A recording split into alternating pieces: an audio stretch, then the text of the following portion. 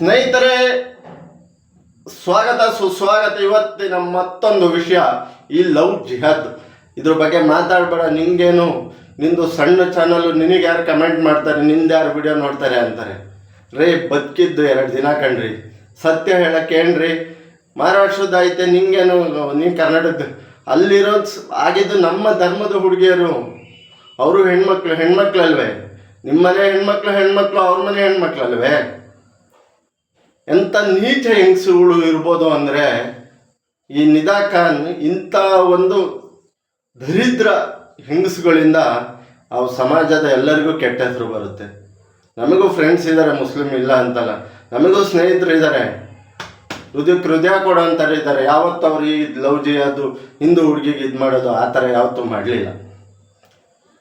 ಯಾಕೆ ಅಂದರೆ ಹೇಳ್ತೀನಿ, ನಿದಾ ಖಾನ್ ಅನ್ನೋಳು ಮಹಾರಾಷ್ಟ್ರದ ಪುಣೆಯ TMC ಕಂಪನಿಯ ಮಾನವ ಸಂಪನ್ಮೂಲ ವಿಭಾಗದ ಮುಖ್ಯಸ್ಥೆ.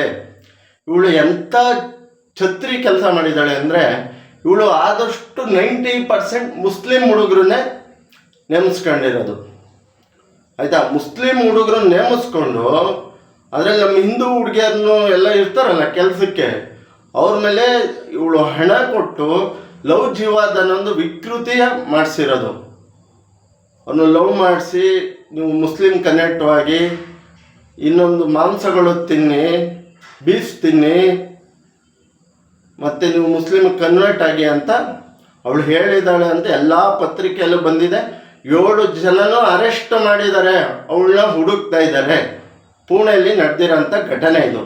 ಇವತ್ತು ನ್ಯೂಸಲ್ಲೆಲ್ಲ ಓಡಾಡ್ತಾ, ಇಂಟರ್ನೆಟ್ಟಲ್ಲಿ ಸರ್ಚ್ ಮಾಡಿ ನೋಡಿ, ಪುಣೆ ನಿದಾ ಖಾನ್ TMC ಮಾನವ ಸಂಪನ್ಮೂಲದ ಮುಖ್ಯಸ್ಥೆ ಅಂತ, ನಿಮಗೆ ಎಲ್ಲರಿಗೂ ತಿಳಿಯುತ್ತೆ. ಇಂಥ ನೀಚಗಳನ್ನ, ಅವ್ರಿಗೆ ಫಂಡಿಂಗ್ ಎಲ್ಲ ಬರುತ್ತೆ, ಅದನ್ನ ಹಿಡಿಬೇಕಂಡ್ರಿ ಫಸ್ಟು. ಇವ್ರನ್ನ ಹಂಗಿಂಗೆ ಸಾಯಿಸಬಾರ್ದು, ಇವ್ರನ್ನ ಚಪ್ಪಲಿ ರೋಡಲ್ಲಿ ನಿಲ್ಸ್ಕೊಂಡು ಹೊಡಿಬೇಕು. ಯಾಕ್ರಿ ಬೇಕು ಇವರಿಗೆಲ್ಲ? ಅದು ಏನಾಗಿದೆ ಕತೆ ಸ್ನೇಹಿತ ಅಂದರೆ, ಹೆಣ್ಣು ಮಕ್ಕಳಿಗೆ ಈ ಥರ ಲವ್ ಜಿಹಾದು, ಹಿಂಸೆ ಕೊಡೋದು, ಹಿಂದೂ ಹೆಣ್ಮಕ್ಳಿಗೆ ಹಿಂಸೆ ಕೊಡೋದು, ನೀವು ಮತಾಂತರ ಆಗಿ ಇತ್ತೀನಿ ಬೀಫ್ ತಿನ್ನಿ ಅನ್ನೋದನ್ನ ಯಾರೋ ಒಬ್ಬರು ಕಂಪ್ಲೇಂಟ್ ಕೊಟ್ಬಿಟ್ಟಿದ್ದಾರೆ.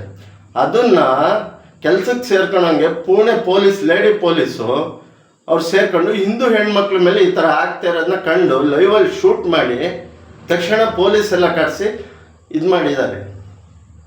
ಅವಳು ತಪ್ಪಿಸ್ಕೊಂಡಿದ್ದಾಳೆ. ಇನ್ನು ಬಾಕಿ 7 ಜನ ಅರೆಸ್ಟ್ ಮಾಡಿದ್ದಾರೆ.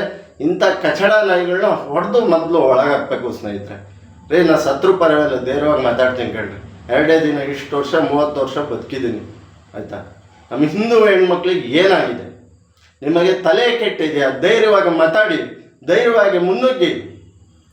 ಯಾವುದೋ ಒಂದು ಗಾಡಿ ಆಸೆಗೂ ಬೆಳ್ಳಗೆ ತಳ್ಳಗೆ ಚೆನ್ನಾಗಿದ್ದಾನೆ ಅಂತೇಳಿ ಹೋಗಬೇಡಿ. ಹಿಂದೂ ಜನಾಂಗದಲ್ಲಿ ಅಂತಂತ ಹುಡುಗರಿದ್ದಾರೆ, ಬಣ್ಣಕ್ಕೆ ಮಾರು ಹೋಗಬೇಡಿ. ನಿಮ್ಮ ಜೀವನ ಉತ್ತಮವಾಗಿ ಸಾಗಿಸೋಂಥ ಹುಡುಗನ ಹುಡುಕಿ. ನಿಮ್ಮ ತಂದೆ ತಾಯಿ ಕನಸು ನುಚ್ಚು ನೂರು ಮಾಡಬೇಡಿ.